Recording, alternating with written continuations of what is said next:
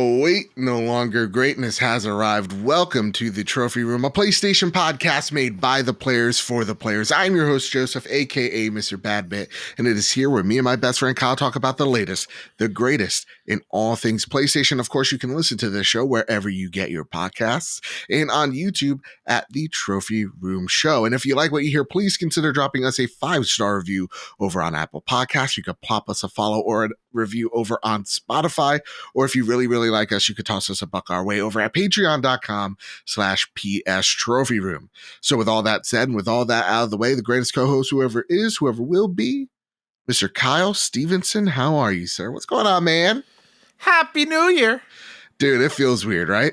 Yeah, I think we recorded a show last week. No? Yeah? But, it seems like I haven't sat down with you and done a proper show. What feels like months. It feels like months. But it's only been 2 weeks because we pre-recorded a bunch of things just to have ready. Right. But it feels like we haven't had a proper news show in forever. It's been since the Jeff Keighley Game Awards. Yeah. So it's been almost 4 weeks since our normal news-based show. Feels good. Feels good to be back. It feels good to be back. It feels weird because I really took the most out of the vacation. I sat down and just played nothing but games, and it was kind of like a sample test, you know. Mm-hmm. It was a buffet. But the two games that I really got all the way through or close to was Life is Strange: True Colors. Y'all need to play that game. Oh my god, it's fantastic. And I got deep into Sekiro. And oh my god, that game. I have a very strong love-hate relationship with it. Well, how about you, man? How was your vacation? Any games that you dived into? It's weird when you say vacation because it hasn't really I'm working now full time. Yeah. So I don't have a lot of time to play games. I'm still trying to find that balance. Platinum Spider-Man PS4 all over again on PS5 through the remastered version. Nice. That game's so good. So good. Yes, I did not do the save data transfer and automatically pop it. No, I went through and did everything all over again. Wow. Had a blast doing it.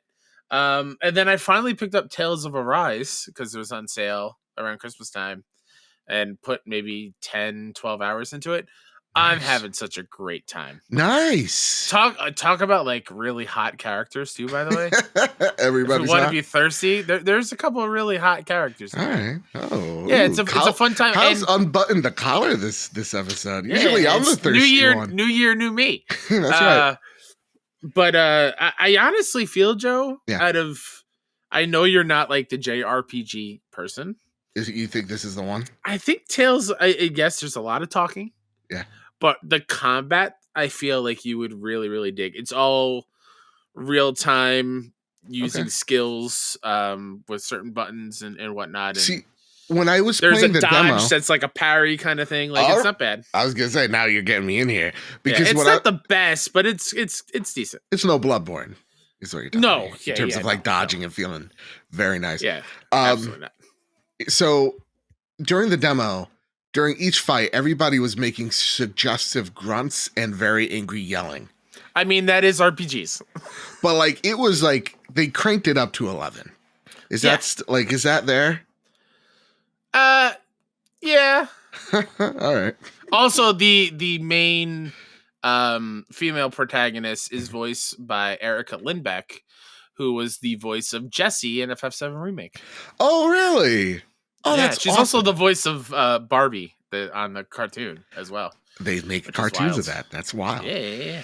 Well, that's nuts. Yeah, no, for me, I've been playing Sekiro and I beat it once. I got the easy ending, I'll call it. And then I went back again for my plat run. And honestly, Kyle, and I know we should have saved this towards the end of the show, but who cares? Yeah. There are some bosses that, for From Software being so strict with its rules, they like to break it constantly with some of the end game bosses, especially the owl fight. I don't think is actually fair it felt weird for me to kind of sit there going, this guy's breaking a lot of your own rules. What are you doing here? Is he like the Tootsie Roll owl? But instead of one lick, it's one hit, 2 hits, you're dead. Yeah, actually, there is literally, you don't dodge this one thing, you are done. But at the same exact time, there are also like a lot of filler bosses, like a little bit over. Like there are multiple copy bosses. Like here's a boss that I fought. Like an early boss is called the Drunkard, or mini boss is called the Drunkard. You literally fight a version of him like 3 or 4 times, and it's the same thing. And I was just like, this is weird from Software. Usually their bosses are a little bit more dynamic than this. That sounds a little bit like the Chalice dungeons in Bloodborne. Actually, that's a lot of the same kind of stuff over and over again. Maybe a little reskinned, a new move here and there, but yes, but not even a new move. Oh yeah, okay. Yeah, and when it comes down to, some of the filler fights, I wasn't too much of a fan of.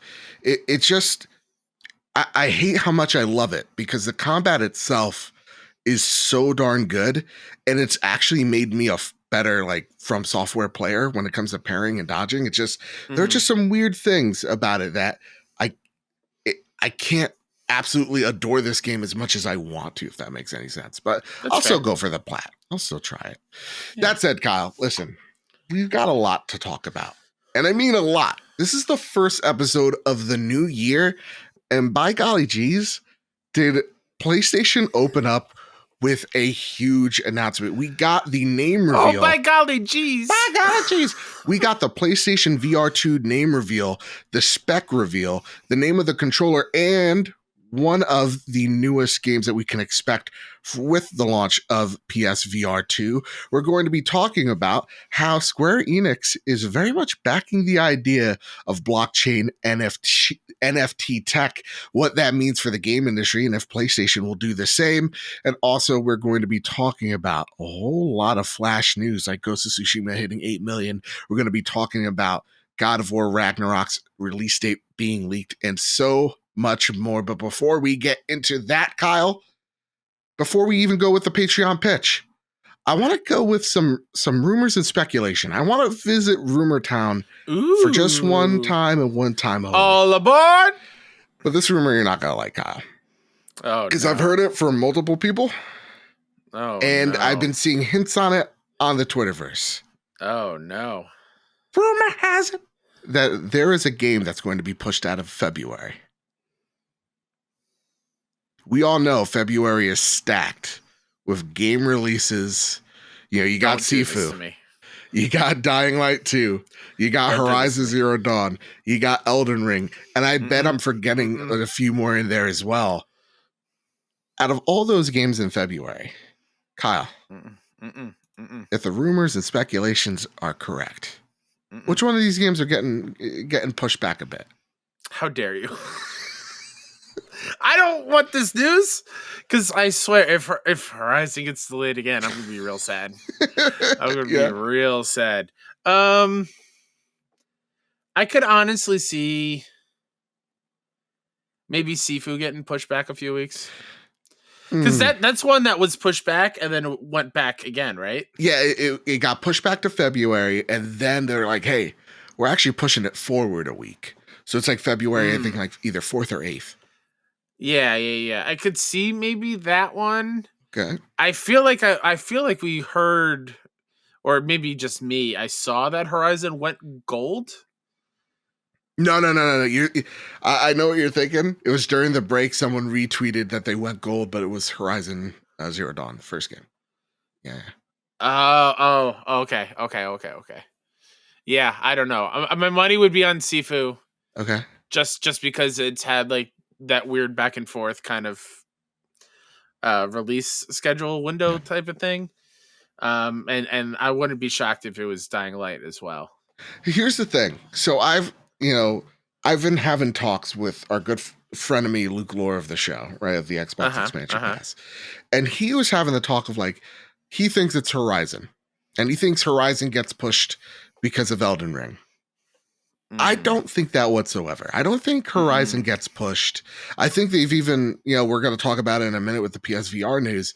They're steadfast in that February 18th release date. Like they said it in their announcement of their VR game. Like we're excited, our game's coming out February 18th. And so Yeah. so like Yeah. they're double down. I don't think Horizon's moving. I don't think it needs to move either. It's a tentpole for PlayStation. It's It a is. tentpole I feel and like Aloy is like the PlayStation mascot right now. right now because it is that game where like yes it is on PlayStation 4, it's a Mm-hmm. cross-gen game, but for a lot of us with PlayStation 5s, when we look at that, it looks next gen. That is our Mm-hmm. next gen game to look forward to. And so to me, I'm like, PlayStation 5 players are going to pick Horizon, right? We are Oh, the absolutely. hardcore. We are the people that, buying it day one or fighting scalpers to get it. So I'm like, Horizon's staying here and it's going to do well. It doesn't need Elden Ring. Even if Elden Ring hits the sales a little bit, this thing is going to have a long tail as well because this Mm-hmm. will be a Mm-hmm. tentpole title. So I don't think Horizon's moving. I don't think it needs to. I think it is Elden Ring. If these rumors and speculations are real, just because From Software games have a tendency sometimes of coming out a little hot, right? Sometimes we Sure. need a patch here or there. I'm still waiting for the patch of old Yarnum. All right. So I'm still hitting like 12 frames when I cross that smoky bridge.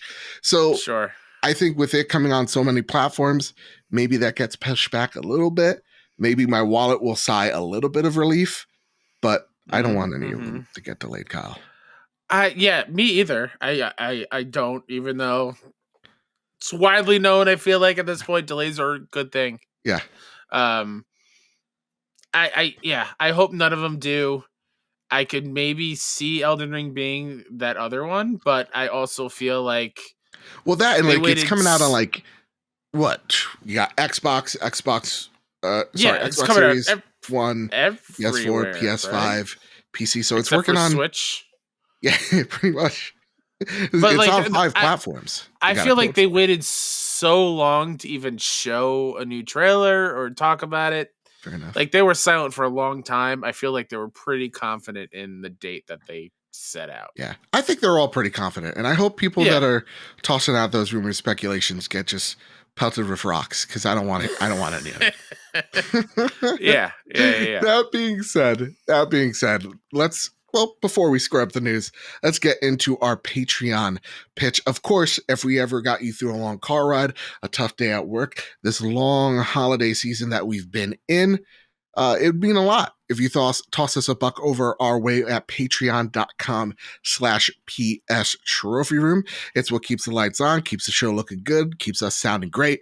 And I want to thank our newest patrons, Spammin' Bammin' at the gold tier, Drerlish at the silver plus tier, Kevin Diaz at the silver tier, Jordan LaRose at the bronze tier. I want to thank our platinum members, Todd Burowitz, Too Soon, and Toxic. I want to thank our gold members, Gavin Gottfried, Jose Jimenez, Jedi Master, Red Metal Kirby, Awesome Dave, Robbie Bobby Miller, Strubles and Bits, and Chaotic Monkey. I want to thank our Silver Plus members, Hide Indoors, Nakachaka, Marcus O'Neill. Oh, it's just right. JB the Purple Monkey, Jadus Von Metal, Tim Ulf, Justin Rodriguez.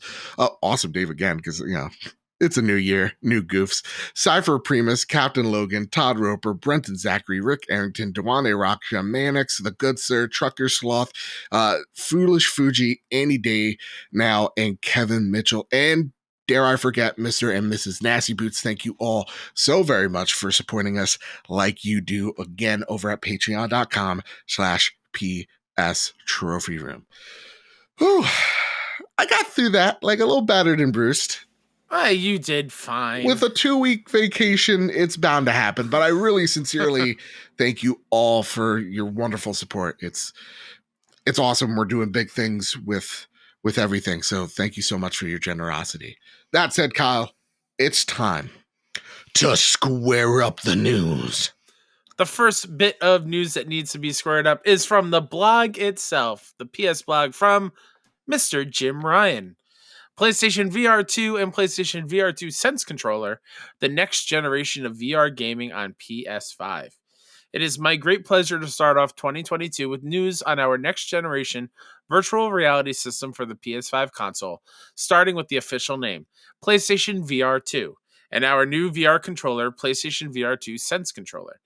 PlayStation VR2 takes VR gaming to a whole new level, enabling a greater sense of presence and allowing players to escape into game worlds like never before.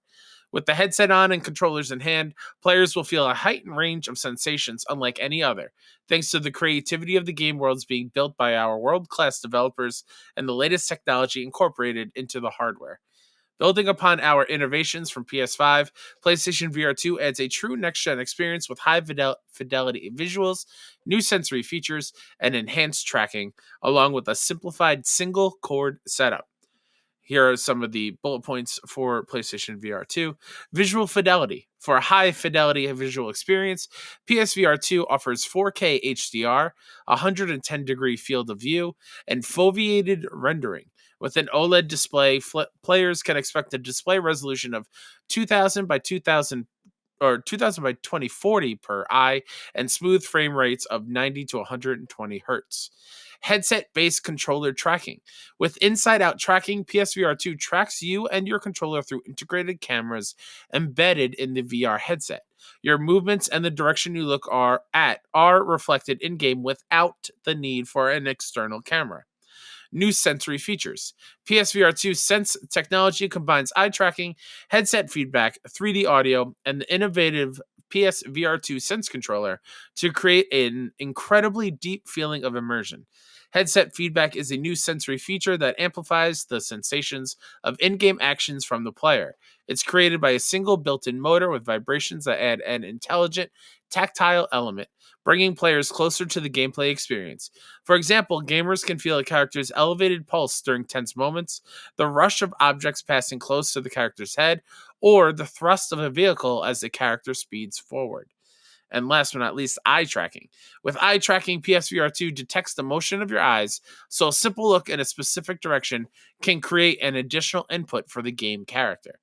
All of these advancements in PlayStation VR 2, combined with the haptic feedback and adaptive triggers from the PSVR 2 Sense controllers, enable players to feel and interact with games in a much more visceral way. PSVR 2 will also have a simple setup process. With a single cable connected directly to PS5, you can immediately jump into the VR experience. Today, we are also pleased to reveal that one of the biggest exclusive franchises on PlayStation will be coming to PSVR 2, Horizon Call of the Mountain from Guerrilla and Firesprite. This original game is being built specifically for PSVR 2 and will open the doors for players to go deeper into the world of Horizon. Ooh, take a breath, Kyle. You gosh dang killed it. This write-up coming straight from Jimbo himself. He went up on the CES stage and started talking PlayStation VR 2. And there's a lot here, man, to get excited about. So much so that we have a ton of questions about it. So let's get right into it. Stingray X writes in via Twitter, and they write, with the recent reveal of PlayStation VR 2, how are you guys excited? How excited are you guys to play it? As a huge VR advocate, this is exciting news that will bring AAA VR games into the mainstream with a hybrid model that they're going for. So, Kyle, all this news, which is a lot because, let's be honest, last time they revealed the PlayStation 5 at CES, they only literally just did a keystroke and then press 5. They also did the same thing here. I mean, sort of, but we actually got like hard details about it, right? Like we know this but I feel like a lot of this we've reported on already. I think a lot of it's like the foveated rendering, the 4K HDR, the eye tracking, the single cord thing. Like we've talked about that before, so it's not all brand new news. But this is official now, Kyle. Sure, yes, it is. Yeah, sure. So you're not excited because the internet? Oh, I am beyond excited. Okay, good. I'm beyond excited for this thing. Yeah. To me though, this all sounds great. Okay. It also sounds pricey. Really? So I want to know if they will be able to pack a next gen experience of VR. Right. At what PSVR 1's price point was. Yeah. Like I feel like I don't know if they're going to be able to go that low. It was what, 400 or 300? I think it was like No, I think at the beginning, wasn't it like 350 maybe? 350 or 450? No, I don't think it was 450. I No. definitely So think it's it was 300 no more than without the 400 headset. And then I'm sorry. without the camera. Without the camera. Without the camera or the light controllers. It was 400 with all the things, if memory serves So correct. I don't know. That'd be funny though. They're like, here's the PSVR, $300. Here are your Move controllers, a camera, have fun, and moss. Good, have a great time. I just don't know if they can get it that low. This all sounds way more expensive than the other thing. Yeah, like you also got to think of all the extra cables and stuff that was in the first PSVR. Right. Well, yeah. Here's the thing, and here's the next question for you. Steven Rodriguez writes in, what do we estimate the hardware to cost? Because you're right, dude. This does sound expensive. Like, and you have to put this in here. This is the one thing that people are, I think, a little bit bummed by is the single cord. It's still a cord. It's not wireless. It's not like the Quest 2. It's better than the first one. It is so much better than PSVR. Absolutely. There's like 7 wires. 100%. An instruction guide. Oh yeah. God, yeah. But this does make going off the single cord thing. It does make me more nervous as a PS5 owner that has it standing vertically. Because if I'm turning around, sure, and it's attached, I feel like it's going to be knocked over. So maybe I will have to find a way to make it fit horizontally when I get VR2. Yeah. Well, to me, cord length isn't a big concern. It wasn't a huge concern with the original PSVR, right? To me, I am impressed that they got everything down to a USB-C cable. Yeah, and for sure. This is where I'm going to need your help with, Kyle, because you have a Quest or had a Quest 2. Yes. So you played it with and without it being plugged into a PC? I never played it plugged in. Oh, okay. So my first bit of a bummer thing is it's not wireless. Like, I want this to be a standalone device, because the one critique is like, okay, but you need a PS5 for this. So like, this is a big investment for people that want to experience VR, where the Quest 2 is kind of like the everyman's, way into VR, where it's like, it's cheap, it's affordable, and at the same exact time gives you the VR experience. It doesn't give you the best VR experience, but it still gives you an experience. So that's the thing that does, out of all the things we're talking about here, bum me out a little bit. But from what I've been told from people much smarter than I, the specs that they're pouring into this headset, like the 4K HDR, 110 degree field of view, the foveative rendering, whatever the hell that is. Yeah. All that stuff. OLED screens. Oh, the Vita died so we can have this. I wonder if you take it apart, it's just an OLED Vita. Right? It's just two Vitas. Each eye hole. Oh. It's like we had extras laying around. But like, this doesn't feel like and I don't want to, besmirch PSVR, but like, that was a hodgepodge of technology that PlayStation had been trying with. Like, the PS3 Move controllers worked on this thing. Well, that's the thing. Like, I feel like they wanted so badly to get into that market that, they were so focused on a headset. They were like, okay, let's just find a way to integrate something that's already out there. Yes. To like cut it down and make the process go quicker. This truly feels like a full dive into VR. Yeah. Because it is brand new controllers. It is what seems to be a souped up VR headset. And I don't know how this goes head to head with like the high end VR headsets. Like what's the Vive, I think. Is Vive still around? Maybe, I don't know. Probably not. Yeah. There's Vive. There's obviously Oculus Quest. Yes. Excuse me, Meta Quest. No. We're not. No.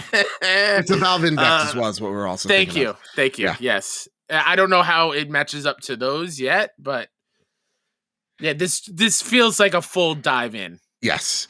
And that's the one thing that does excite me. This feels like it's PlayStation literally not dipping the toe in the water, but literally going off the diving board, which is Yeah. awesome because a lot of this, even like the Sense controllers, which I'm going to talk to you about this. What's that, Kyle? Well, a couple things. Okay. I do also want to talk about the Sense controllers, but Yeah. I'll save that. I feel like, yes, they're going all in. Yeah. But this also feels like somebody did not say no to some of the ideas. Like what? I don't want to feel a character's pulse going off in my head. That just hearing that makes me anxious. Oh, just think about it. You're in a horror game and like their breathing. No, absolutely not. The feeling of like a car going by. Yeah. And I feel, no, as an anxious person that lives with anxiety, no, thank you. No, dude, I love this. I really do. A lot of this tech really speaks to me. But to me, I also think like, well, the Quest 2 has a lot of these features. Not, of course, like, like none of the 4K or stuff. any of that stuff. Yeah, the haptics. But like, I'm talking like how it views your movement. Right.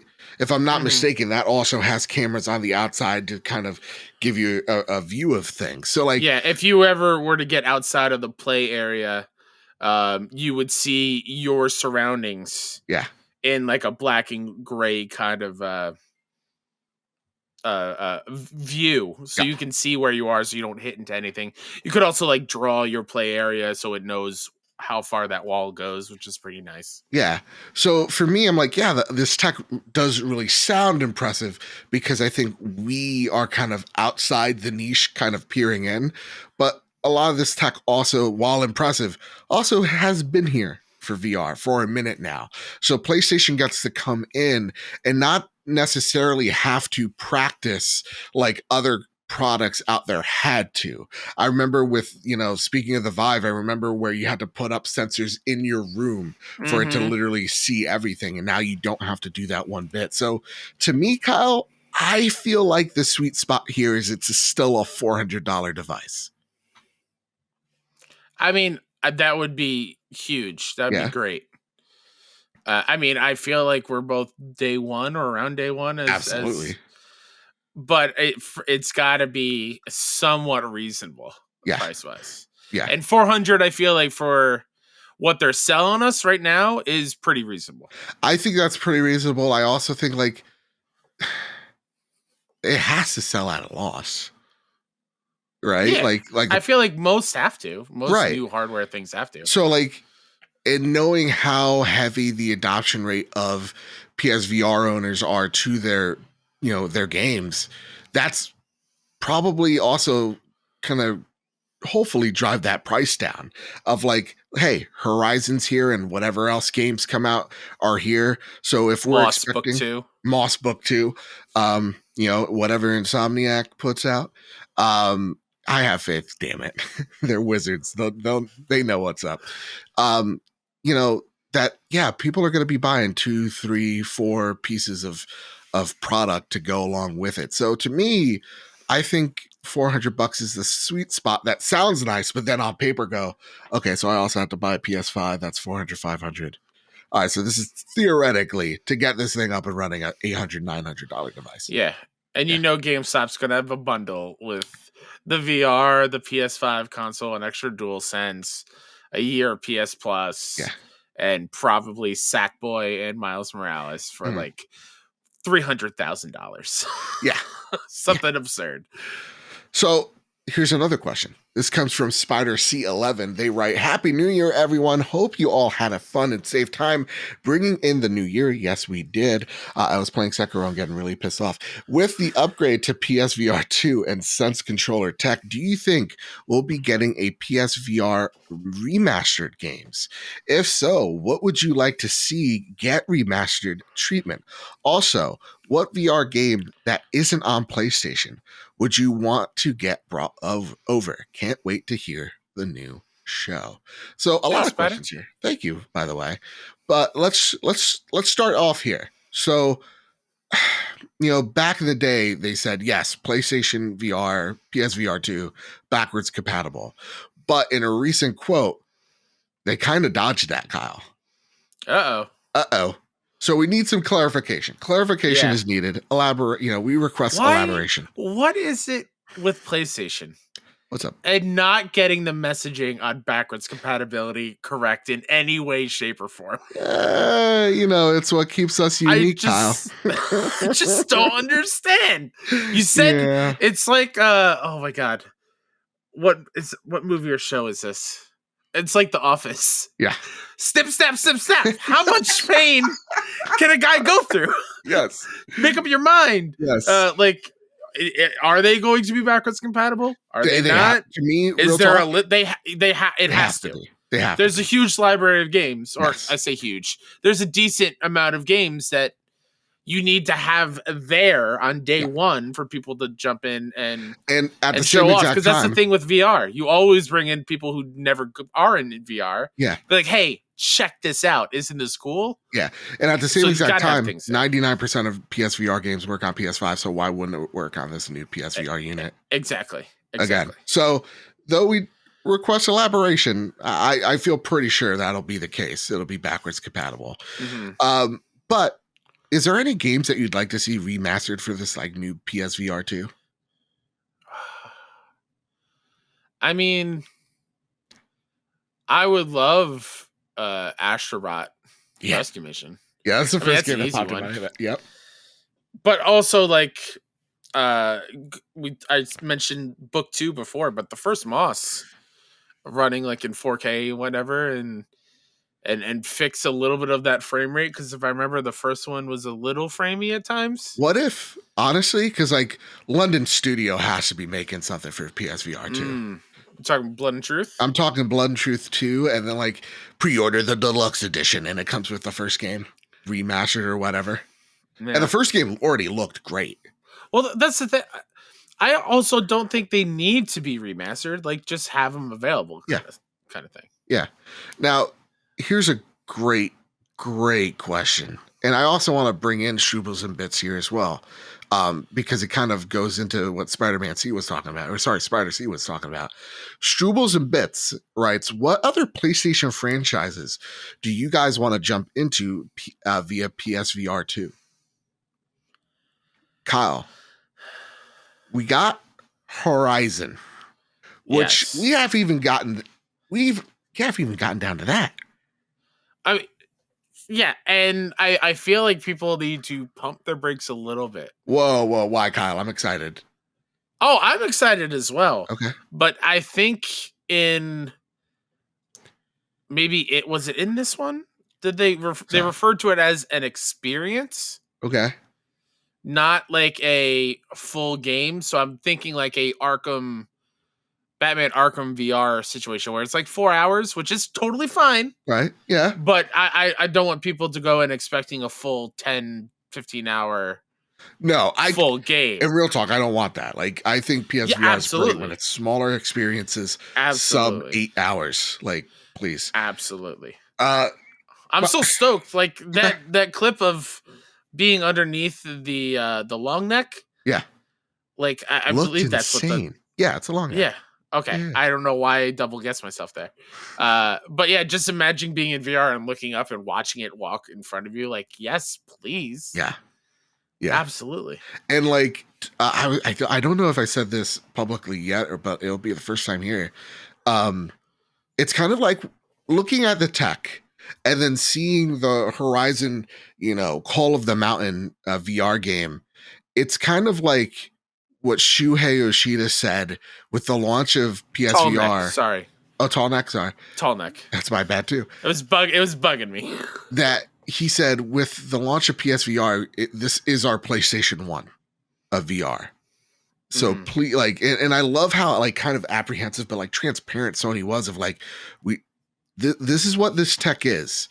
It's limited, but we're really just scoping out if you guys dig this or not. And I love that transparency. And when I saw this in front of me, I was just it's like they skipped a generation. It's like they just went to PS3, because to me, the game looked fantastic. Like on par of like Half-Life Alyx, which was beautiful and a juggernaut game because the piece of tech running it's like $1,000 plus.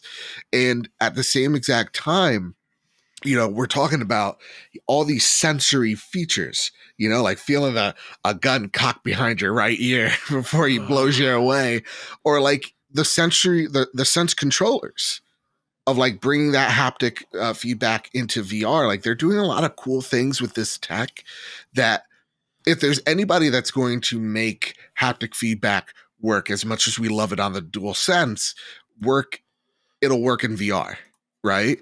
If anybody's going to work with adaptive triggers, it's going to work the best in VR. And that's where you're going to get some true experimentation with it, where I think that could even bleed through into the mainstream games that we love on PlayStation 5.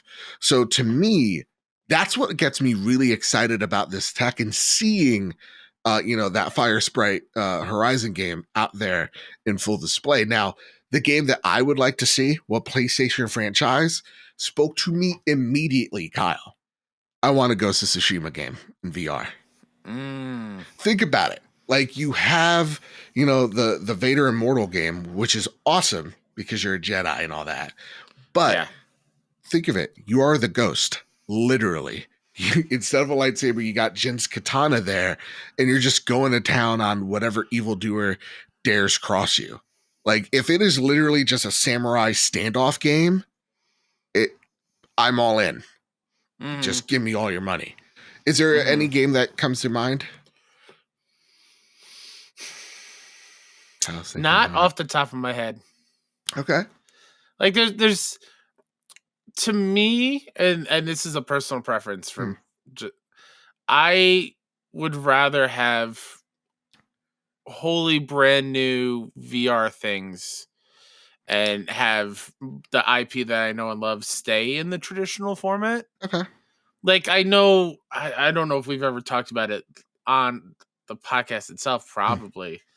But like whenever I talk about my love for Resistance and wanting Resistance to come back, and you keep mentioning like, what if it's in VR? Like that would be kind of cool way to kind of bring it back. And me being like, I'd much rather sit on my couch without a headset on and play that like a traditional first person shooter. Yeah. But I could also totally see it being in VR and being kind of cool. Yeah.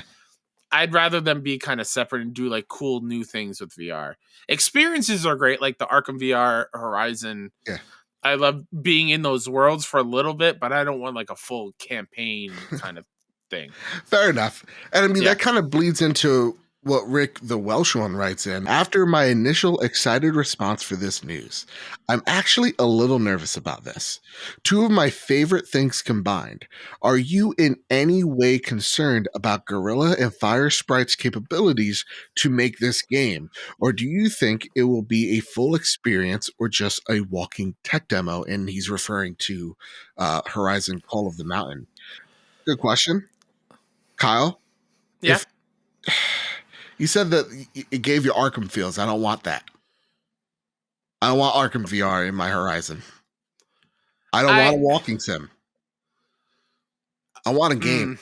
I want a game where I'm pulling the strings back and I'm feeling the tension.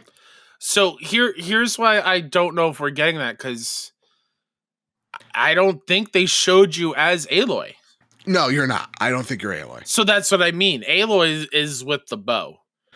I mean, I don't know if they want to put somebody else, maybe like one of the launchers or the sling pouches, maybe. Sure.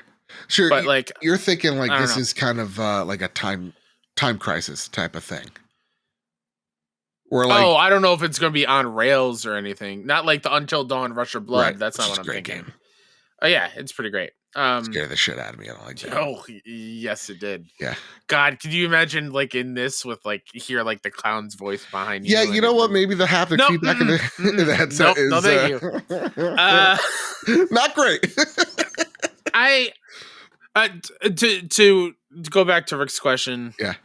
I'm not concerned with Gorilla and Fire Sprite's capabilities to make the game. They're super talented. I have no doubt that it's going to be good.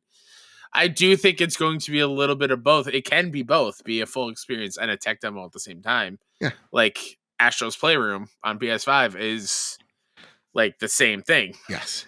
It is a full standalone thing that you can enjoy, but also a tech demo of showing off the DualSense and just how great the PS5 can run things. Yeah. If it's like a Time Splitters-esque game where I'm like just shooting a whole bunch of like tall necks in the mouth, that's fine. I'm all good with that. Or Striders or whatever. Fine. Like that would be a cool experience. I'd be down for it. But I don't want like a just take a look at this environment now on to the next stage type of thing. I feel like you could be a small group of a tribe. Sure. And you have to stealth through and avoid these mechanical dinosaurs, like through tall grass. Yeah. And then it is Call of the Mountain, right? Maybe you are climbing the mountain. Yeah. I mean, that would be kind of cool. Yeah. Perhaps. Again, I'm really excited. Yeah, I'm not nervous because Gorilla is amazing, and literally PlayStation spent money acquiring Fire Sprite, so they had to have liked what they saw out of this tech demo enough to go, all right, we're buying you, we're scooping you up. So I'm not nervous about that one bit. Our last question out of the PSVR news is from the most famous Seamus I've ever met in my whole entire life. They write in, what's your favorite new feature from the new PlayStation VR2?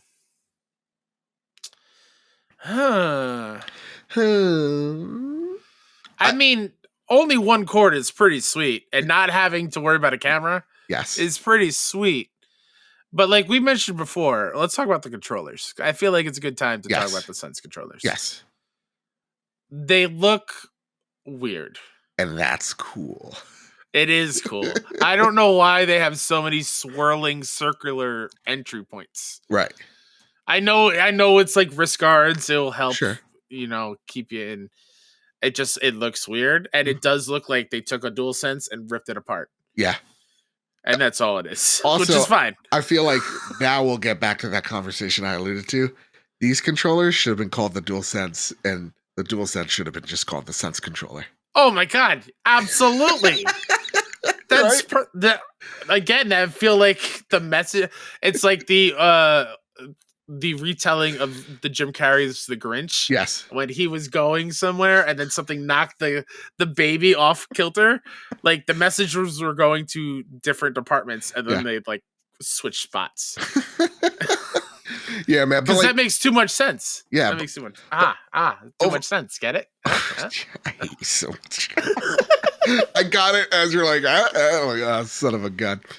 But yeah, I those controllers are the thing that really has me pumped, has me excited, because I feel like that is truly the next thing that makes total sense for VR. Is the haptic feedback, is the adaptive triggers, getting you fully immersed. If it gets me psyched in a game when I feel the recoil of a gun in one of my triggers, imagine when it just every sense is on the table, right? Like I'm only seeing this screen, I'm only hearing the game, and now I'm feeling the game, as weird as that sounds. Yeah. I hope we get they bring Beat Saber over and I can play Beat Saber again on this thing. Oh, absolutely. That's God. That is 100% should be given, right? Yeah. That should be a given. Also, do you think the charge on these things are going to last? No. Probably not. I love them still. Yeah, that's fair. Yeah, no, I'm super psyched. I'm super in on PSVR 2. And I really love the internet reaction of like, yeah, we wish it was wireless, but like overall, it is super positive. Seems like people are really excited for this piece of tech. So awesome. I don't remember. Did we see the actual headset? Not yet. So is it going to look like the first one, or? No, I think it's going to be slimmer down a bit. I think they'll keep the dual tone white and black, but it's going to be slimmed down quite a bit. And again, like that headset really innovated a lot. Like and it was super light as well. Exactly. And fitting on your head like a crown. I think that model's been taken ever since. So I really can't wait to see what they come with next. To end cap this big segment we've just had, do you feel like, Kyle, this comes out this year? Because rumor has it that production is going to start soon. So does that mean this is a holiday thing? Because I'm like, there's a chip Ooh. shortage. PlayStation says, or a rumor again has it through reports that they expect to sell 1 or 2 million of these at launch. So tell me. Ooh. That is a good question. Yeah. I could totally see this hitting in November Mm, or October, just like the first one. But I could also see it being a February of next year thing. same. I don't know which one is more likely, but it's if they're just starting production now with That everything that's going on with the supply chain and everything, like I don't know exactly. how backed up it gets. Yeah, and you're also still trying to put out as many PlayStation 5s as you Exactly. can. Yeah. Exactly. Yeah. I'm such a believer in this. I am day one all in PSVR 2. I think if this is a success as we see it, I do feel like one day we will get that wireless version that I've really loved, because I think the big push for PSVR 2 is I think it needs to be a more of an open platform in terms of like, yes, you could play this on your PlayStation 5, but also you could plug this into a PC and play it, Mm. and not necessarily be on our ecosystem. Like, to me, I want I think that single cord yeah, leads to that conclusion a little bit. that's what I think too. And I'm like, put all your games on Steam. Like, if Yeah. there's anything, this needs to be experienced by millions of folks.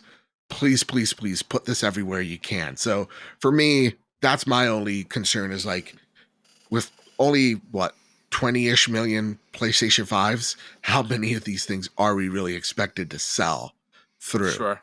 So that's it.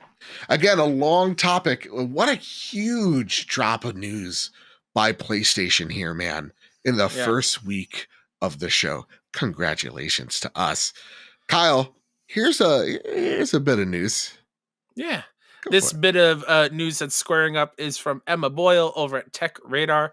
God of War Ragnarok's release date may have been listed on PlayStation database. A release date tied to God of War Ragnarok has been spotted on the PlayStation Network database. The listing was flagged by the Twitter account PlayStation Game Size via PSU, which scrapes the database as it updates to find details on things like game file sizes prior to their release. The account tweeted out to say that according to PlayStation database, God of War Ragnarok coming September 30th, 2022. However, while it would be very exciting to get a solid release date for God of War Ragnarok right now, as PlayStation Game Size itself points out, it seems more likely that this is a placeholder date rather than the actual release date. So we're gonna hold off our predictions for next year or this year, for the PlayStation 5, for next week's show. But I want to have this question to you right here, right now. Okay. Kyle, do you really think that God of War is coming out this year? Yes. Really? Why? Yes. Why? Why? Yeah. It will be over four. It'll be roughly 4.5 years since the first one. Okay. Um, it was teased 2 years ago now. Yes. I feel like that is also the same kind of timing when we first saw God of War, from the first time we saw it and release. I believe it was 2 years. Um, I think it will hit this year. I Mm. think they were trying really hard to make it hit holiday of 2021, and that's why it got delayed. Um, but yeah, I think it will come out. I hope you're right, man. I still don't know. I think it's as up in the air as it gets. Because yes, we saw a lot in that PlayStation, was it the future showcase in Mm-hmm. September? We did see a lot of it. We know what the story beats are. We know what the game's going to look like, of course. I think they want to hit this holiday as well. They don't want what happened this year or last year at this point in 2021, where they had quote unquote nothing in the holiday season. I think they want something in September. I think they always want something in September, to be completely honest with you. And I Mm-hmm. Mm-hmm. think by spacing out Horizon and then God of War a few months afterwards, and yeah, GT7 in between, that's what they want. I don't think they want their, a big quote unquote November game. They want a September game because that's where it's going to really kick off the holiday season, get that buzz going for the brand. So I think they want that September 30th. Placeholder as it probably is, like 99% sure. I think that month is something that they want to hit for sure. I also can totally see it being pushed a little bit. Yeah. And it being February of next year. Yeah. Does that mean PlayStation's dead? Do you think that's when they close up shop? Absolutely not. I mean, they just announced a new VR headset that we just spoke exactly. about. It's gonna make them go out of business. That's what I've heard. Absolutely not. They're getting to the car game now, right? Yeah. Is that the thing? That's right. Totally abandoned. But like they do have, I know you're not a huge fan of how this game looks, but Ghostwire Tokyo is a PlayStation exclusive. And they could use that as like similar to what they did with Deathloop. Sure. To have like a PlayStation exclusive experience in the holiday season that isn't from a PlayStation Studios thing. Yeah. But I don't know. I'm hoping it's God of War Ragnarok. Here's my question, because in the Discord, and yes, I'm choosing violence with our audience. People are like, my favorite game's Ghostwire Tokyo. My only question is, what are you seeing that I'm not? Well, to be fair, seeing in that game? It comes from somebody who is Shinji Mikami. If I'm correct there, feel free to yell at me on Twitter if I'm wrong. Who's very well known in horror, right? And he made the Evil Within series. I realized it went through a couple leadership changes. I forgot her name, but she's amazing, right? But I feel like that's the reason why there is so much faith is because of him. Sure. And also, now that I said his name, did I say the... You probably did. The maker of Mega Man instead of the one I was thinking of? No, maybe you're right. But I know where you're trying to get at. I bet our audience does as well. Yeah, like Kyle on Twitter about it. You can. Yeah, no, for me, I think you're right there as well. We got Forspoken. We do also have Ghostwire, though as mid as those games look, just call it as I'm seeing it. You do have stuff in between there. And in the community Fantasy Critic League, you did pick FF16. It's coming out this year, Kyle. So there you go. There's another PlayStation exclusive that could come out this year. Because think about, like, as much as I don't care about the narrative, but like, think of this narrative for a sec. The big tentpole titles this year, if everything falls in line, is you got Horizon, GT7, God of War, and then you have Final Fantasy 16. Where like they've wrapped up VO back, mid last year. So things have to be falling into place. Having that extra year and a half, them saying that they have news in the spring about this game. I don't think it's that crazy of me saying 2022. November. I don't think you're crazy either. Okay. I would love it if it comes out this year. Yeah. But I feel like you said middle of last year. I feel like it was closer to like October when we talked about the voice VO just being started or finished or something like that. No, it was mid last year because it'll make my point more sound. Okay, sure. We'll go with that one.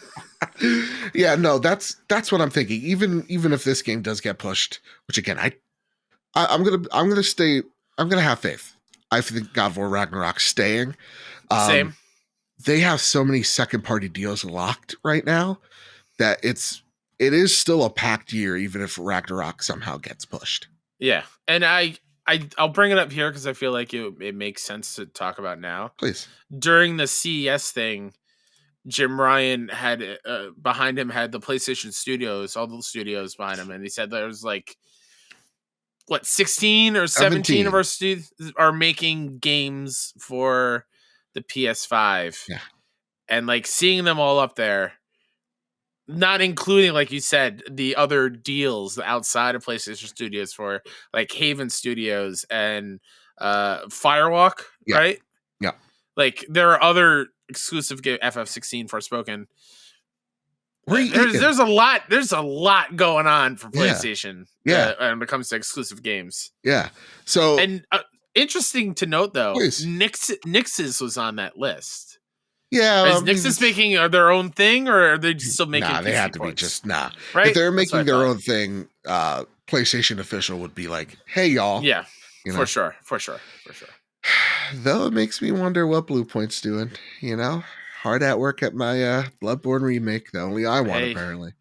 I've seen the Twitterverse say there's going to be a big old school RPG coming back. Oh my Legend of god. Dragoon by Blue Point. Come on, baby. Yep. God. You know what? Life is good. Life is grand, and Bloodborne remake is happening. Kyle, I said it You with know what brings confidence. us back to Earth? What's that? You know what? Non-fungible tokens. Let's get meta. Hayes Madsen over at Inverse writes, Square Enix NFT backlash reveals an even bigger problem for the company. To celebrate the new year, Square Enix president Yosuke Matsuda released a letter detailing the company's ambitious plans for the future. Matsuda touched on a wealth of new technologies and ideas, including blockchain games, NFTs, the metaverse, and more.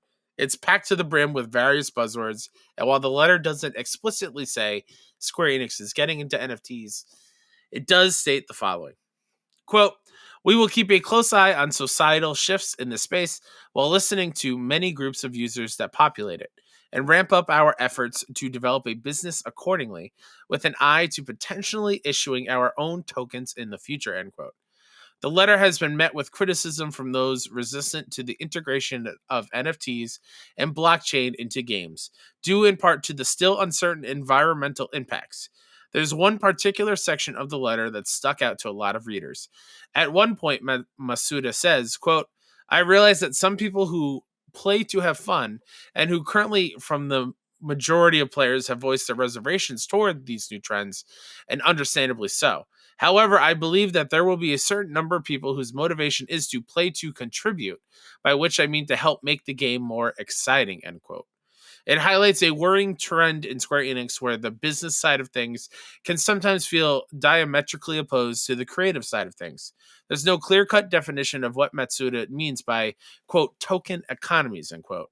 But it calls to mind another experiment in new kinds of monetization that was a substantial failure for Square Enix. Example, Marvel's Avengers. All right, Kyle. A lot of NFT talk coming from companies like Ubisoft, EA, Sega, Square Enix, all this. Mm-hmm. This is the next company, right? Mm-hmm. Talking about NFTs. Yep. So my question here, as we've joked about, is Kyle, do you still know what an NFT is? I know it's non-fungible. That's all I know. I don't even know what that word means. I've heard that it's not good for the environment. I have not done my own research. I don't know how that is. So the reason is it just like more like it's constantly running, like yes, like electricity kind of thing. Yes. So that is one thing. Like in the PC verse, it's really hard to get components, not just because of the chip shortage, but because crypto miners will take a bunch of GPUs, daisy chain them together, and start mining for, Bitcoin and stuff. Bitcoin bullshit. So here's the thing. You know nothing of NFTs. No, but I swear to God, if I have to buy materia for Final Fantasy VII Remake 2 that's only for me, I'm going to throw something. So I don't know what, but I'm going to throw something. I can just see a DualSense just tucked into a wall. Kyle just sees it. It's like a material with like What's a different that, shade of Skylar? green. What's that? I'll throw Skylar against the wall. I'll throw my nieces. Do backflips. My dog. My sandwich. I don't care. Yeah. Here's the thing. It's just like in politics. I hate to get political. Oh boy. But if in politics, the good old fashioned saying is if you have Stop the steal. What? Where did that come from? Her emails. I'm with Ike.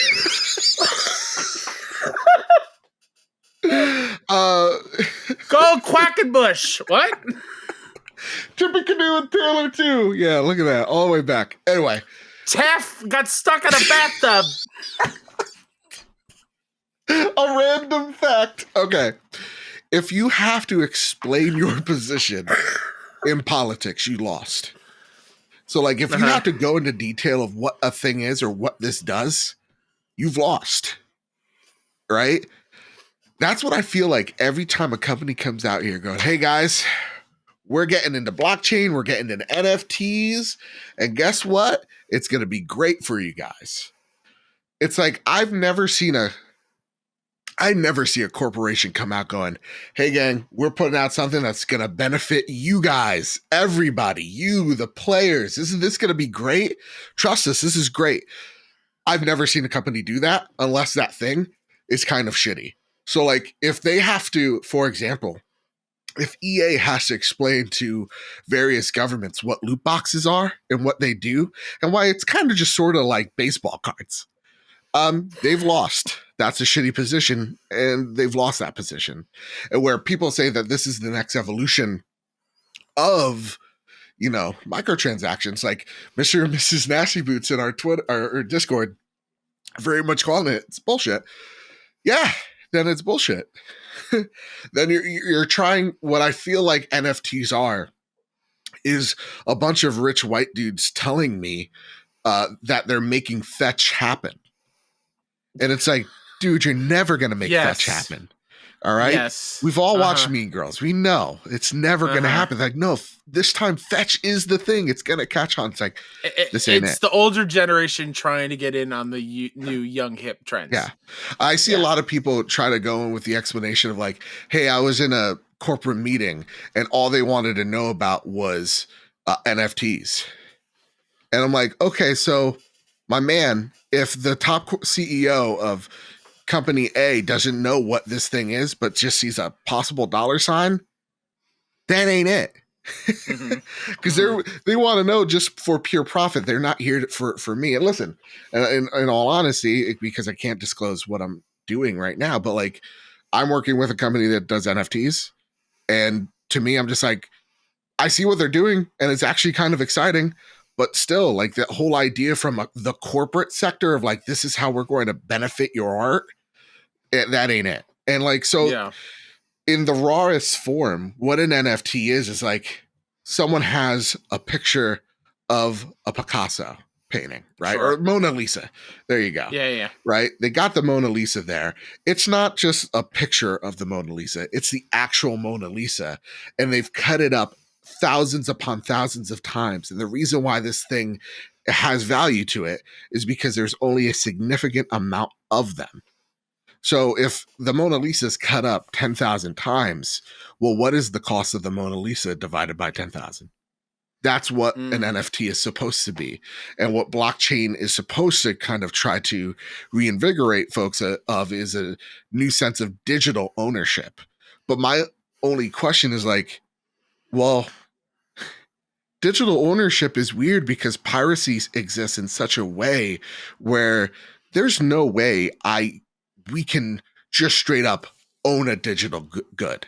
We're owning the license to that digital good, but there's no way that can't be easily replicated. So like, who cares if I have a real picture of the Mona Lisa if I got one sitting right above my toilet at home? Yeah. That's what my argument is why I don't see the future in it, but I'm not as militant as everybody is. That was a great explanation, and thank you for doing that, because I am wrapping my head around it a little bit more. Yeah. So try to find a correlation to like the gaming side of things. So I could give you one.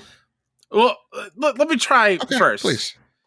If there is an NFT, let's say in the new Battlefield game of a gun. Yes. Right? You're telling me that gun is then cut up into millions of pieces, and that gun can only be used by those millions of people, and that is theirs. Ding, ding, ding, ding, ding, ding, ding. It's stupid. And that is why we're nervous on a corporate sense. Yes. And I do want to add to something that you mentioned where it's like, it is us owning a digital thing. Yeah. But like, we still can't trade in our digital games, right? We can't sell our digital games. Fucking great point, Kyle. So like, what? So what? Well, if you're so you're going to tell me I'm going to own an in-game item? I don't care. Someone give this man the game. a key to the city.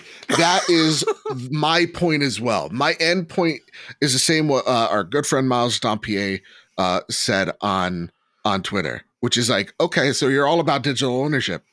So can I sell and trade my used digital game? Yeah. Oh no, why can't I? I only have the license, but I own this thing in this license. Mm-hmm. Oh, so now this becomes bullshit. Yeah. Whereas now let's take it to, I think, what the indie space is going to try to do with it, which is like, hey, you know that cool, let's just say, map in Roblox, or better yet, a game that I actually know, Minecraft. I created my own mode in Minecraft, my own map and everything. I'm going to charge you $2 to enter it. And this is mine. This is my portion of my game. That's what I think some of the indie folks think of what blockchain is, where I think more corporate sense is like what Ubisoft has in the Ghost Recon game right now, which is like this helmet says 0001 on it. That's only that one exists in this game. $600. Ugh. Yeah. So again, I just want to like give people pause on this. I think this is an awful idea because corporations are jumping in on it so fast, trying to convince you that this is the next, big thing. And how many times do we see that and fail? Yeah. Yeah. Which makes me even more nervous because my joke about the materia thing earlier could be a real thing where there's only so many versions of like this really cool summon that is in NFT and only 1 million people have access to it. Oh, like the summon, and let's get this straight too. Let's just say if there's a random gun, that would be in its worst form. That's like some Battlefront 2 at launch. Sure. Shit. I'm talking about like there's a weapon skin, and this weapon skin says 000001 on it. So just it would be more of cosmetic, probably. Okay, that makes me feel a little bit better. But someone's gonna try to test it. 100%. Yeah. Again, this is a bad idea, but it is interesting tech. I'm not like cashing out the baby with the bathwater type of thing on this. Sure. Because like we can naysay something all we want on Twitter. If that thing still becomes reality, it is what it is. I don't know what a stock or a bond is, and I laugh at people like, what is this? What are you doing? Literally, the stock market is based off confidence and fear. That's it. It's based on literally human emotion, a hive mind of human emotion. And we're like, that's dictating what our society is doing right now? That's crazy. So crazier things have happened. I mean, personally, I used to hate Twitter. Yeah. I've refused to join Twitter, and now it's like my go-to social media thing. Exactly. So like in a year or two from now, we could be like, hey man, I literally own a piece of the Mona Lisa. I did have a Dave & Buster's NFT. See? Huh? Briefly as a joke, and then I gifted it away to someone who donated. Damn it. What if that was like $1 million NFT? Cents. No. Absolutely not. Who knows? Anyway, Kyle, it's time for some Flash news. Are you ready? I'm so ready. I'm running fast. This piece of Flash news comes straight out of Wario64 that said or announced via the Twitter that Ghost of Tsushima has hit 8 million units. It sold 2.4 million in its first 3 days, 6 million in its first year, and now it's reached 8 million. Hey, congrats, Sucker Punch. Congrats. Literally, game of the year 2020. So good. Look at that. Also one of the games of the generation. Jeff Ross, though, went on Twitter. I'm going to be honest, a little salty here, and said, ex-head of Bent Studios, at the time I left Sony, Days Gone had been out for a year and a half and a month and sold over 8 million copies. It's since gone on to sell more and 1 million plus on Steam. Local studio management always made us feel like it was a big disappointment. And he also goes on to say that the game's media too did not help our case for wanting that sequel. I mean, I could see that point a little bit. I can see that point a lot of it. Your game was commercially successful. 8 million. But at every turn, I feel like a lot of games media would try to bash it as much as possible. Oh, absolutely. And listen, I'm no fan of it. Me. I think this is a 7. It. I thought it was great. Yeah. To me, I thought it was like good, not great. Yeah. I would like to see where it is now with like the golden path that they made. Absolutely. Yeah. But for me, yeah, like I like the whole like ride me like you're gonna ride my bike and like people getting really up in arms about that. Like, shut the fuck up. So I that's mean, not realistic. I'm like, no, dude. I know people that like legitimately it talk like also that. like it made sense in the story. That too. It did make sense in the story. We could take anything out of context. Just stop with your emotions and your hive mind Yeah. echo chamber bullshit. Seriously, Uh-huh. that was nonsense. And I do feel for Jeff Ross here because it really was like it did seem like some people's mission to straight up duke on this game, but at the same exact time, it sold 8 million units. So though Yeah. I know that PlayStation wants that critical acclaim with every game that comes out from them, I'm happy that Bend is still making a game that they're passionate about. They literally were making an Uncharted game, rumor has it, from the Jason Schreier, who lives in his own reality so far up his ass is into the fourth dimension, where he said they were working on an Uncharted game. They didn't want to. They pitched their own idea and Sony accepted. So it's cool to say that they're still making an original IP or whatever. And that, yeah, they do have the support from the company because Jesus, 8 million, let's scoff at here. But Yeah. yeah, Not at all. that said, we have some flash news from Tom Henderson on Twitter. He's a freelance reporter who's worked with the VGC. Every like other Call of Duty rumor or leak is from him and also from IGN. And he says, heard multiple people now that The Last of Us Remake is nearly finished and could release at the latter half of 2022. With The Last of Us multiplayer and Last of Us 2 Directors Cut, I've heard are coming too, but I don't know exactly when/how. But I think the overall goal here is to drum up hype for the HBO show, like Joseph has been saying. So, he didn't say that on Twitter. So we'll see what happens. And to be honest, Q3 and Q4 2022 for Sony looks a little lackluster at the moment. So we'll see what happens. Exciting times ahead. They're all releasing together and could be a good compromise if God of War gets delayed into Q1 of 2023. But that's just speculation on my end for the moment. That's a lot of stuff right there for Flash News. Joe. Kyle. Could you imagine Yeah. a world Yeah. where we get, as a PlayStation fan base, Yeah. Horizon, Yeah.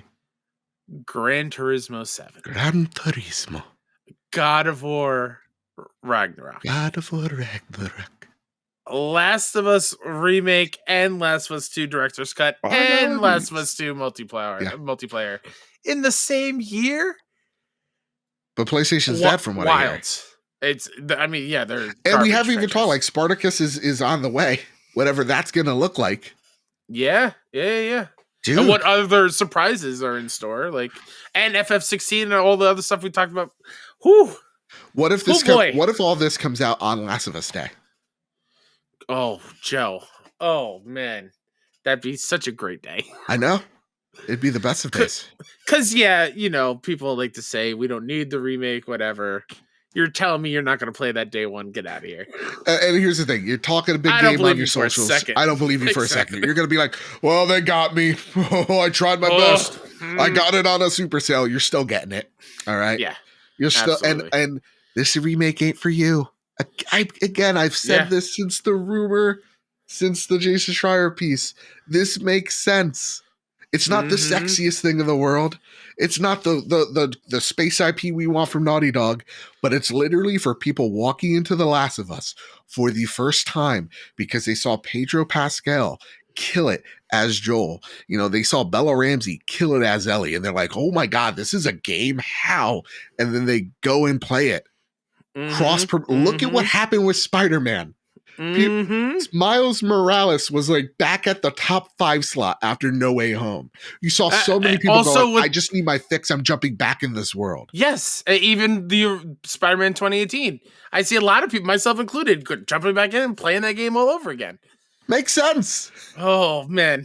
I've got goosebumps. This is going to be a good year. I feel it. Dude, it's going to be so good. I feel it. And even with the Last of Us 2 Director's Cut gets me freaking hyped because it's like, this game already looks fantastic. Yes. Like this game already looked like it belonged on PS5 on PS4. Mm-hmm. Awesome. Mm-hmm. Give this to me. And Last of Us, factions, give that to me, please, for the love of Yeah. God. And again, they also have the like how Halo has introduced its fan base to free to play. If that's free to play on Last of Us Day, man, that's going to be great. Whew. So I'm really excited by all this news. And honestly, Yeah. if God of War does get pushed back and this is there to fill the void, what a void to be filled. The ultimate filler. Yeah. Awesome. The I'm here for it. ultimate filler. Yeah. Where I'm for going to sure. buy it, I know this thing's going to sell incredibly well. It's PlayStation Skyrim. So, we'll see this on PlayStation 6 when it gets remade. And we'll all be here for it. Yeah, for sure. All right, Kyle. That's it for that's it for the Flash news. Now, Kyle, are you holding on to something? Yes, I am. Prepare the drop. Here are the latest PlayStation steals and deals heading to the PlayStation storefront. Kyle, this drop's kind of small because it is the first week in January, but I have news. Your PlayStation Plus games for January 2022 have been revealed. Persona 5 Strikers on PlayStation 4, Deep Rock Galactic on PS4, and on PlayStation 5 and PlayStation 4. Deep Rock Galactic also on PlayStation 5, and Dirt 5 on PS5 and PS4. Go play Dirt 5. It is so good. Starting off the year strong. Right? With PS Plus. This is a great month. I'm super interested in Persona 5 Strikers because I've been playing Persona 4 Royale for our Road to Greatness this month. Nope, Persona 5. Sorry, did I say 4? Sorry. Yeah, Persona 5 Royale for our patrons this month. And I think Strikers is probably the game I should have been playing this month. But I think the story takes place after Persona 5 Royal, so it is what it is. And I'm excited about Deep Rock Galactic because friend of the show, Emmett Watkins Jr., loves that game. Yeah. And it's very what he likens the gameplay to Borderlands-esque, where it's like kind of like a co-op experience that way. I'm like, ooh, okay, I can get into that. Yeah. I can get into these, I believe they're, oh God, are they dwarves? Miners? So. They're like dwarf miners? Yeah, they're dwarfs. Yeah. They look super cool. It seems like a fun time. Yeah. I think we're going to try it out. And you can play it solo because that's one question I asked them on Twitter. So all solo players out there, it's totally doable. I see Magni Stormbeard, Bronzebeard right here. That's a Warcraft character. He's one of the dwarf leaders.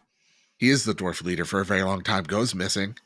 He's doing some excavation shit, and it's wild. And then he comes back for a little bit, and then he takes a break again. And then I think his daughter, who's like part of the Dark Iron clan, becomes leader of the dwarves. But like the dwarves they're kind of like racist against the Dark Iron like dwarves, which is like kind of like, well, really just come on, Blizzard, is this all we're doing? But like still, very poignant story, and she becomes a bit of a boss, if I'm not mistaken. And so that's where that reference came from. All right, well, that didn't hit with Kyle. Didn't hit with this audience. Which Castlevania game should I play from the Anniversary Collection? Which one should I start with? Okay, the first one. Honestly, I played a little bit of that, and I'm like, this game is awesome. I totally get it, but I'm playing on the OLED, right? My TV. And I'm afraid because it doesn't take the aspect ratio of my TV. It's still a square image. And instead of it being black, it's like they have like artwork from the game blown up. And I'm afraid that static image is going to burn itself into my OLED. My OLED is totally fine with that kind of stuff. Yeah, no, I'm not taking this risk. It has a thing where the screen moves the image ever so slightly. Does it really? Prevent that from happening. Yes. Oh, there should be an option, like a refresh thing, where it will move it ever so slightly to avoid that. Huh. You have an LG, right? Yeah. Yeah, I believe that is like a standard. Isn't that the coolest remote where you wave it around like a wand? Oh, the magic thing? Yeah, it was super cool. Yeah. Was I doing that while I was watching the Harry Potter 20th anniversary special? Absolutely. Yeah.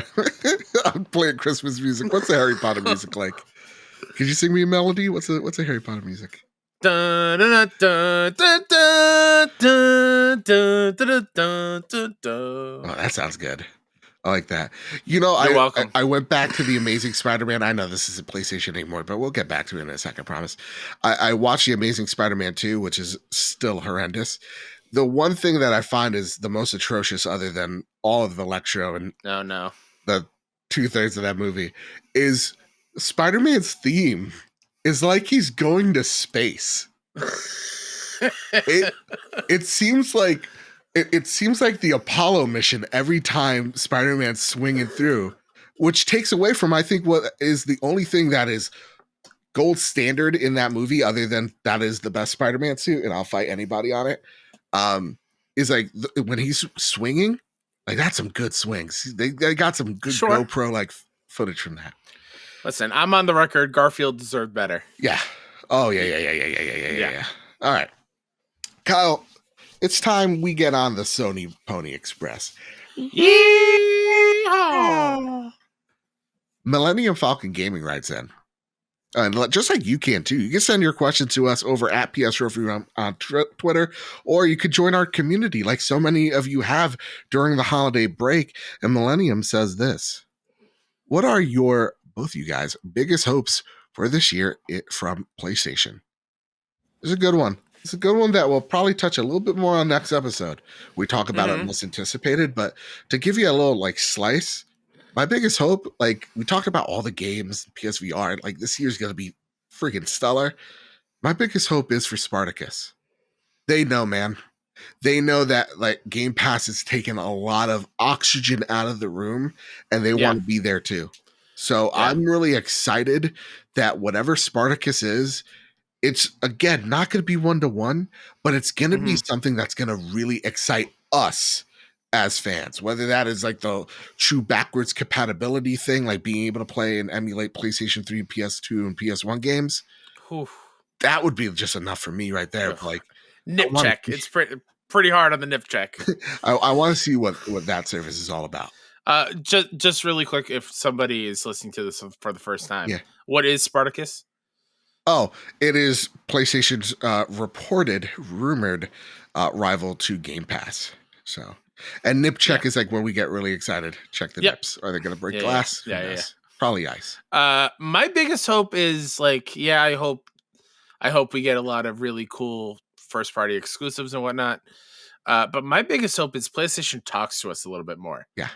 I want more state of plays. I want more, maybe more of an indie focus show. Like I want them to show us what they're working on more than they have been. I feel like we've gone through way too many droughts in the last year and a half of like not hearing anything, that hearing for maybe, an hour of their time and then going again for months without anything like major. I want like a steady stream of directs or state of plays throughout the year. Yeah. And not just for our traffic's concerned, but really. No, absolutely not. One of my favorite things is just to watch those videos, those showcases. So like I want more of those. Yeah, I think communication in terms of like clear, not just like just transparent, but just clear communication. What are we doing? We're setting it out. We're setting the roadmap for you. Clear, concise. You know what you're getting from the state of play. They've been pretty darn good on that, and I don't think we give them enough, credit towards that. Oh, absolutely. But for me, it's like, I want to see a state of indies, state of play, future game showcase. Those are your 3-tiered approaches, and then that sets the expectations clearly for what you're going to get, so that it isn't like the last state of play where people were legitimately like, what the fudge did I just see? And my hand wasn't near the button, but people were like, what the was I looking at? And now knowing that like PlayStation wasn't really there in a big way in the Jeff Keighley Award show, that is a dud of a show. You know? And so I think PlayStation definitely heard that and we're just like, okay, we got to recalibrate these shows a bit.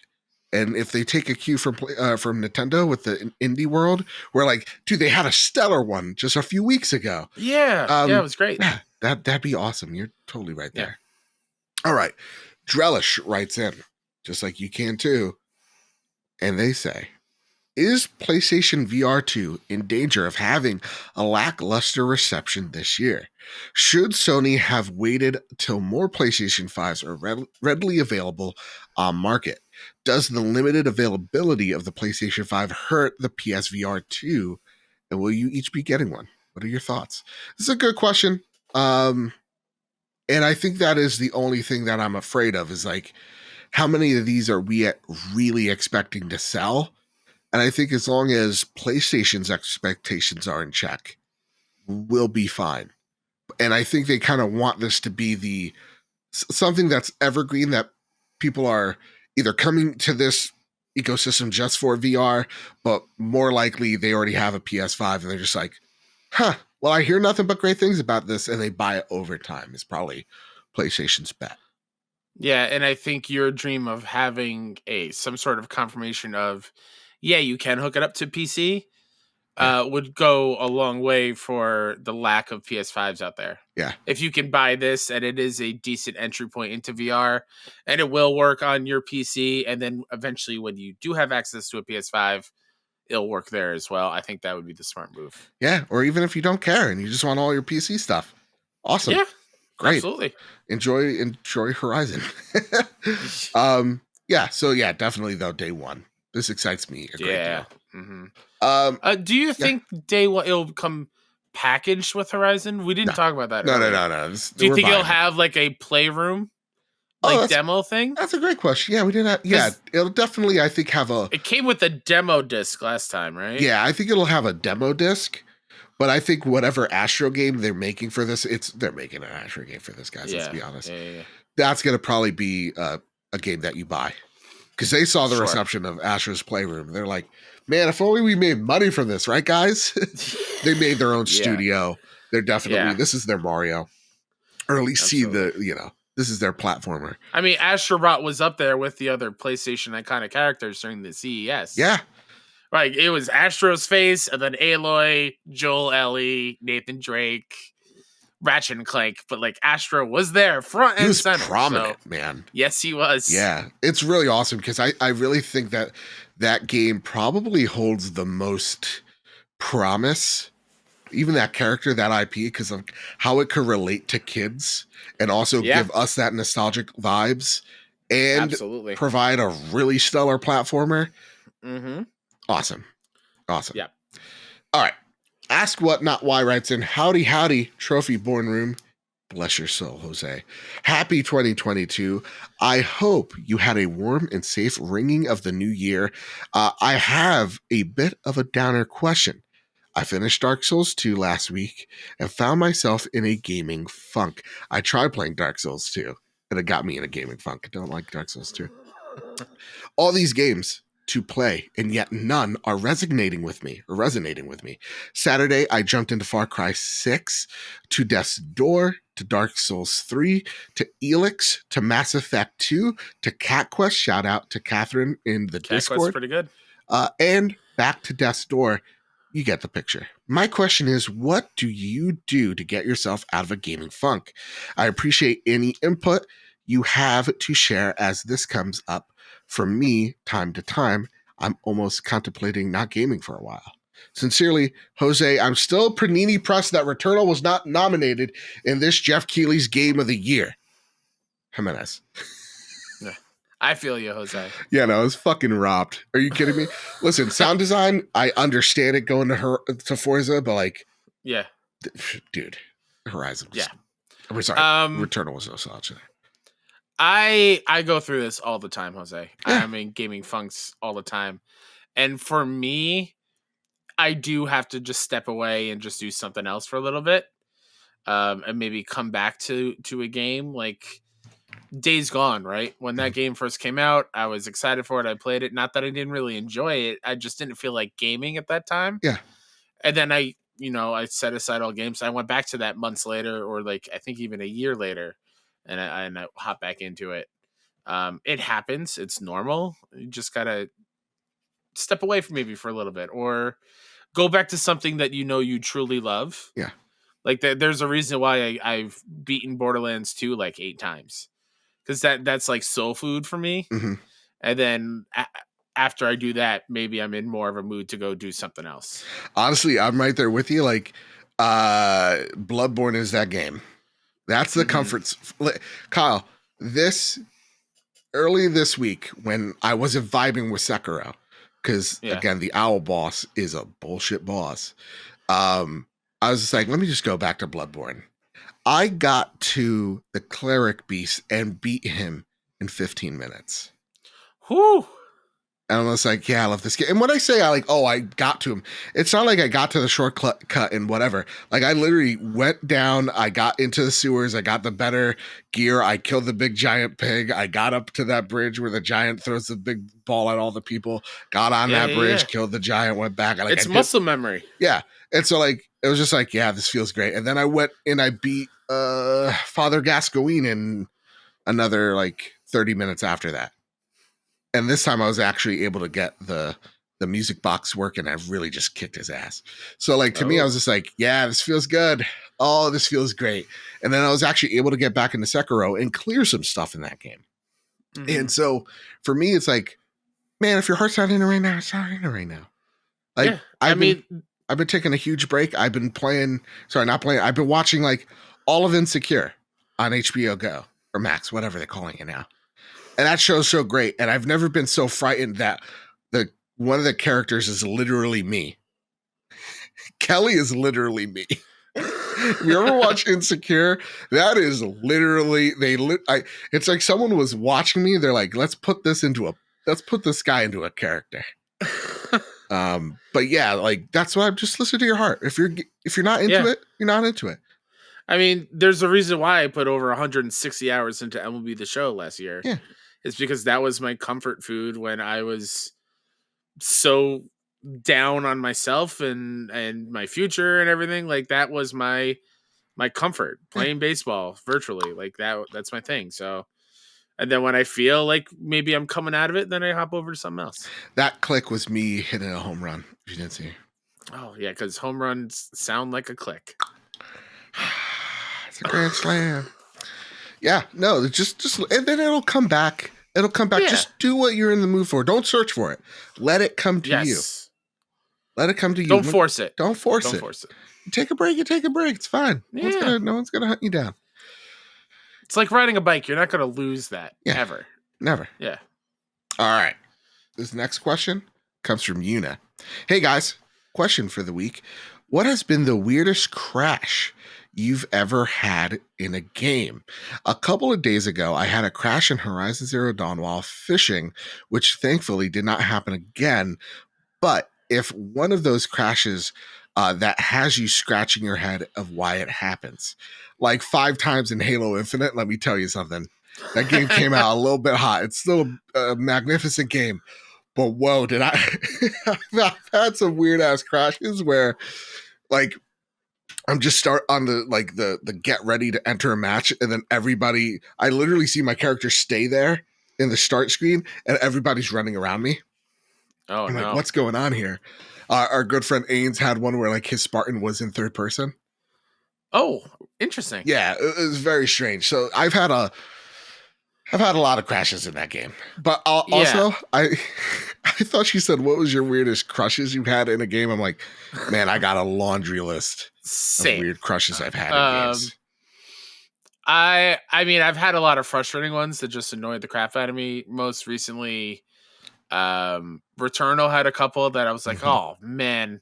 There was one audio one that I was like, I know exactly where you're in that hurt my ears. You're in the underwater level, and it's just screeching, really loud screeching, and then the game crashes.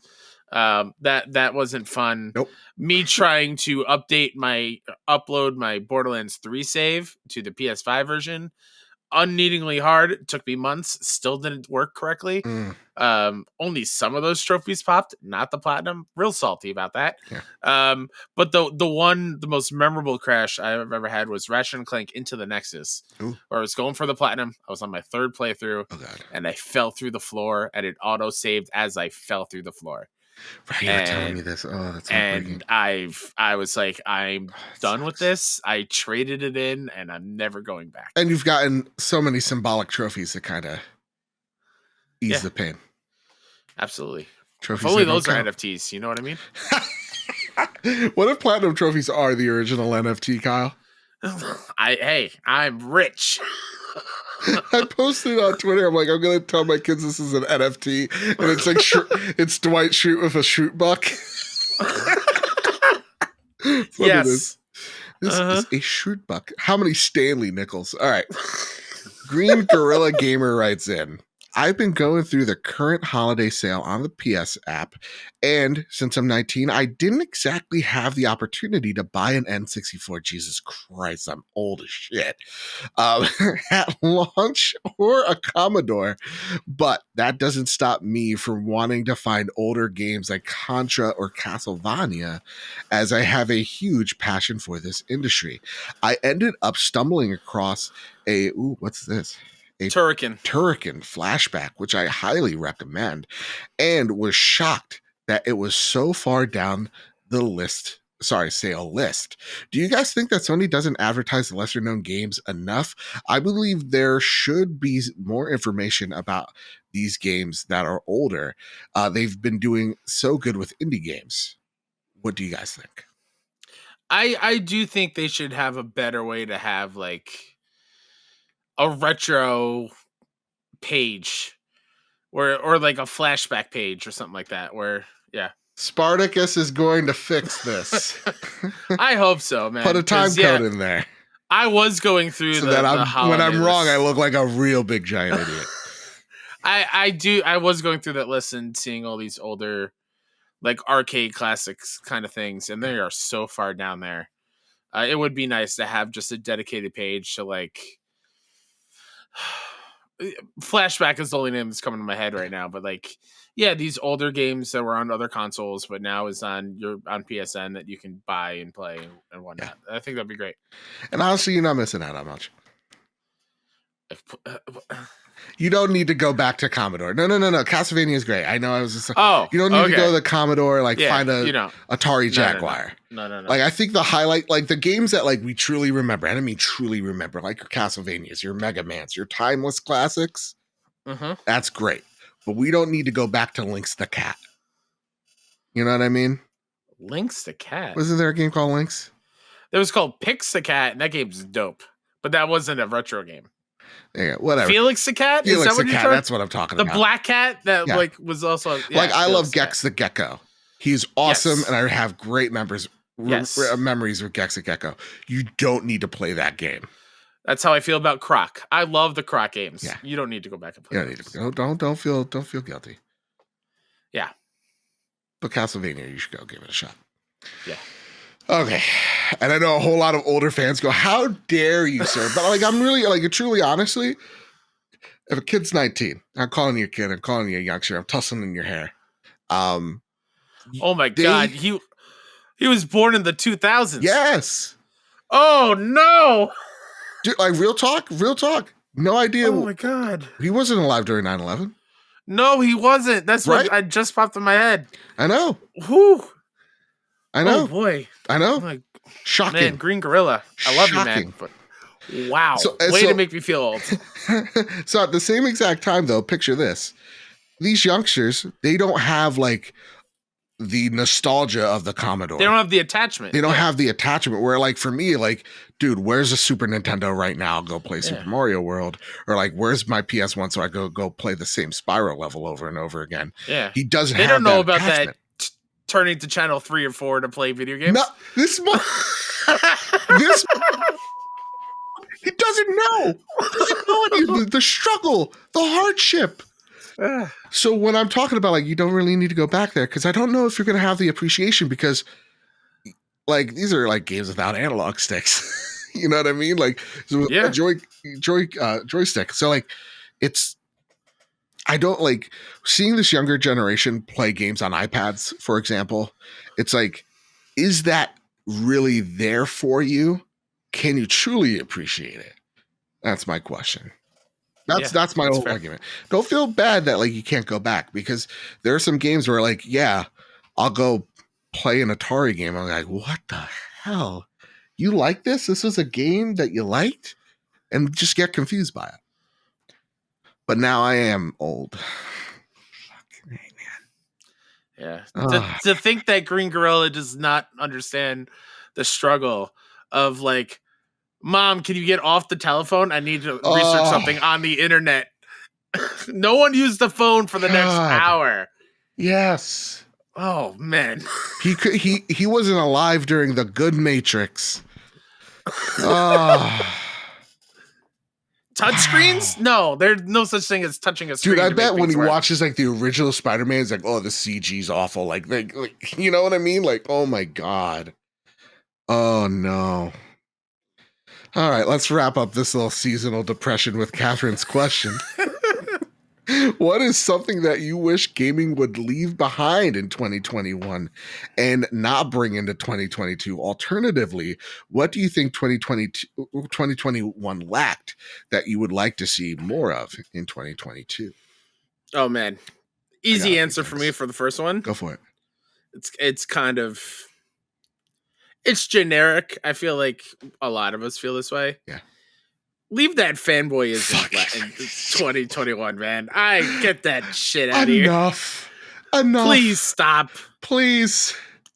Enough. Please. I don't care that Xbox has this game and PlayStation's dead. I don't care that PlayStation has this thing and Xbox is losing the battle.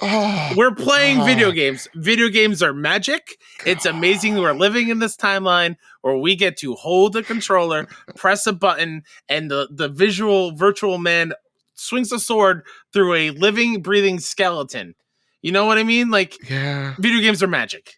Let's appreciate this. Just appreciate and stop arguing over stupid, irrelevant things. I swear to God, if I see one more guy shoot a freaking box of fruit and go, look at the fruit doesn't blow up the way it's shut up. Go home. Shut up. Truly touch grass. Yeah. Go outside, breathe the freshest of air. Go learn to code and do it yourself. Do it yourself. It out. You know what I mean? Because I swear to God, it's on both sides, folks. And I got to tell you, how many like PlayStation people, quote unquote, I got to block because they're sharing the same broken Halo clip, which is like, you didn't actually play that. You got someone else to do it. So you saw that somewhere else and you snipped a little image. And you're like, here it is. Oh, this game's barely played. Shut up. Yeah, shut up. Shut up in your mouth, man.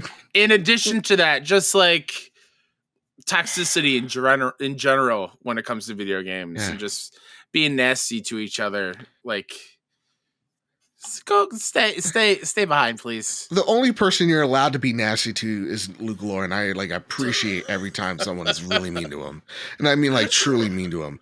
But like I said it on Twitter this morning. It's like, if it ain't about VR, which I saw some toxicity in the city, it's about fruit physics, and if it ain't about that, they'll find a way to complain. I saw people, Kyle, posting like fanboy stuff and even trying to host podcasts during Christmas Eve about who cares. Because you just want attention. The canoe physics in God of War Ragnarok are the same. Who knows? And honest to God, the mute button is great. It's fantastic. Yeah, no, leave behind that shit. I don't want any of that. Yeah. Like, God, thank God we don't do that garbage. Thank God. I don't know. I don't know if I would leave anything else behind other than COVID. What would I leave behind in 2021? Just fanboyism, toxicity. Really, treat developers and human beings with respect. The way you would like to be treated. That's weird. I know, what a weird concept. But I would like to see from 2021 into 2022, which we absolutely will get. And here's something you'll like: more awesome, courageous indie games that are really pushing the limit of stuff. And I'm not talking about Inscription, because I'm supposed to hate that game. It's just cards. Joe, card game. I haven't played it, but like, open your mind, my friend. All I'm seeing is eyes in a dark room. Look at me. Apparently, that game goes places, and I'm excited to find out. Apparently, nowhere interesting because it's the same dark room, glaring eyes. But yeah, I'm excited for indies to continue what they did in 2021, which really and truly, when you sit back and you look at it, indies crushed it last year. They carried video games for a good portion of the year. Oh, absolutely. And I want them to keep that momentum up. I want to keep playing awesome indies throughout the year, and I want them to get the spotlights that they deserve. I mean, like when I think of February, just off the top of my head, I think of Horizon, I think Elden Ring, but then I think Ali Ali World, I think Sifu, I think Nobody Saves the World, which is not on PlayStation, new Drinkbox game, but damn straight I'm playing that day one. That's in 10 days, January 15th, I think is the release date. Indie games are amazing, so I hope they keep that energy and keep it going forward for sure. Yeah. That's a good one. I also just came to mind, Green Gorilla has never seen The Lord of the Rings in a theater. And probably their first Star Wars they saw in a theater was Force Awakens. It's wild. Wait, hold on. His first Toy Story was Toy Story 3 in theaters. Oh my god. All right, enough of this. Existential dread will be like the post show if we continue this. Everybody. I feel like I just got hit by Jake Paul. By that ding. He's still boxing, right? He's whatever. All right. Well, you'll sell that punch, I guess. So, Kyle, before we get on out of here, is there anything you'd like to spotlight before we leave, good sir? I like to spotlight myself. I almost said my old name. That was weird. Mr. K-Step on Twitter, PSN, Xbox, all the things. You can find all the indie game coverage that we do over at 61indie.com. That's SIXONEINDIE.com. Mike over there, the editor-in-chief, just put out 22 indie games to look forward to in 2022. Some really cool looking stuff there, as well as all of our Game of the Year stuff. Yeah, go check it out if you want to know more about indie games. There you go. And you could check me out over at Mr. Badbit on Twitter. You can follow the show on Twitter at PS Trophy Room. And as well, please drop us a 5-star review over on Spotify. We have over, as of right now, 153 reviews on Spotify. If you could drop us a 5-star review on there, send us a picture of it like so many of you have via DMs. You're entered to win a copy of Elden Ring. So, again, 5-star review. Add us at PS Trophy Room or DM me at Mr. Badbit and be entered to win. And also, remember, we're still on the road to 300 North America 5-star reviews over on iTunes. So if you could send us a 5-star review over there and you're entered to win a copy of Horizon Forbidden West. And if you're a patron, you're also eligible to win that as well. So with all that said, and with all that out of the way, everybody, we love you. Keep your wits about you. Keep hunting and keep playing PlayStation. See you guys. Love you.